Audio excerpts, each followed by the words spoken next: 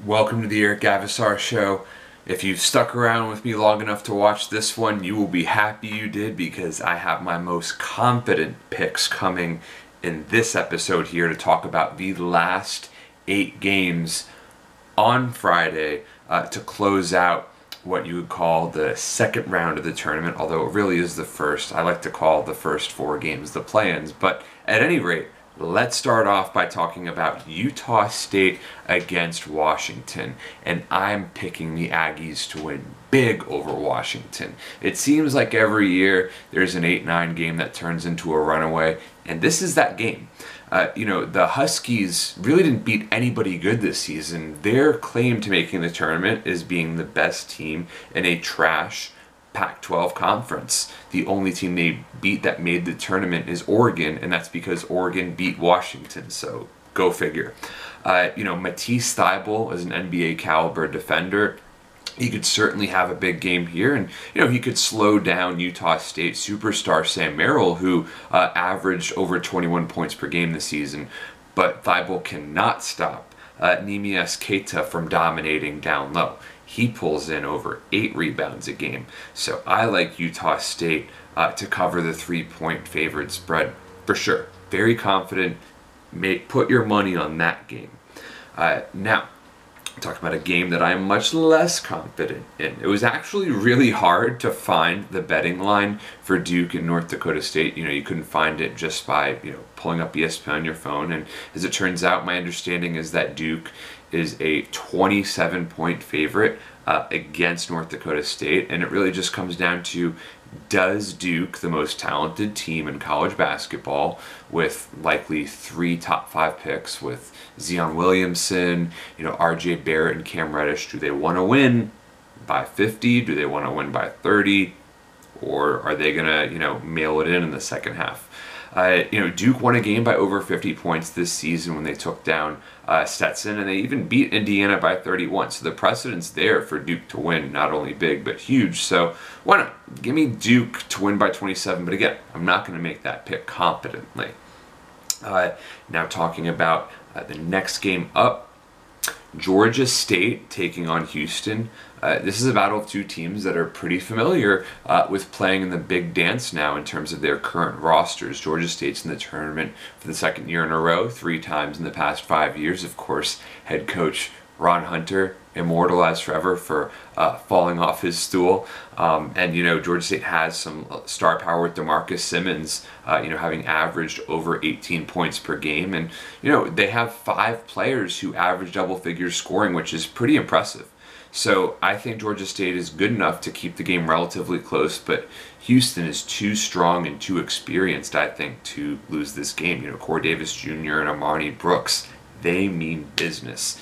Kelvin Sampson's got these guys rocking and rolling. I really like Houston's chances to even potentially make the Final Four. So I am both confident that Georgia State will stop Houston from covering the 12-point spread as favorites, and I'm also confident that Houston will win this game. So looking further down the bracket here, Mississippi State taking on Liberty. Easy money alert, folks. I don't know if you've been paying attention, but starting Mississippi State guard Nick Weatherspoon is suspended. He's out. That's a huge loss for Mississippi State.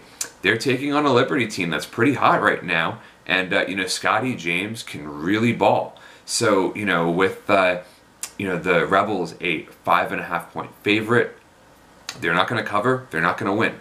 I am very confident that Liberty is going to win this game, spring another 12/5 upset. So looking ahead, beyond easy money alert, this is the hard money. Again, I strongly discourage against picking these 1 versus 16 games because it's just so hard to tell how things play out in garbage time in the second half.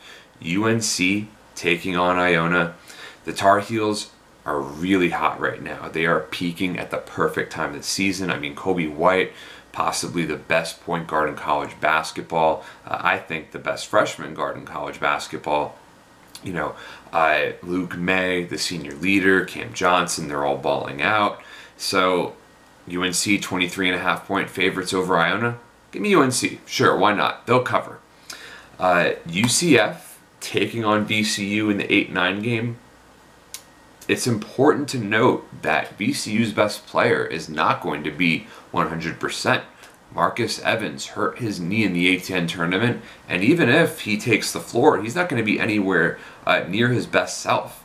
So I really like UCF in this game. This is pretty much a pick'em game, pretty much even. With UCF, I believe is 1-point favorites. And so, BJ Taylor and Aubrey Dawkins, they can really score, and who on VCU can stop the 7'6" Taco Fall. I really like UCF in this one. That is an 8-9 game that I'm very confident in picking. Now, Iowa State Hawkeyes taking on Ohio State.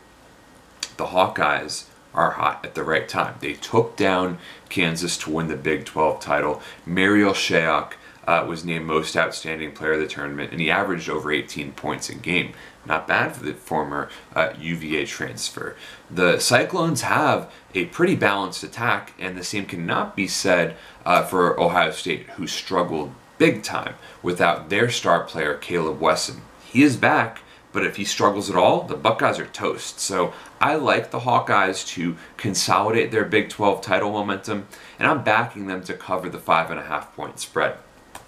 Now, Virginia Tech taking on St. Louis. Make no mistake, the Billikens are bid thieves.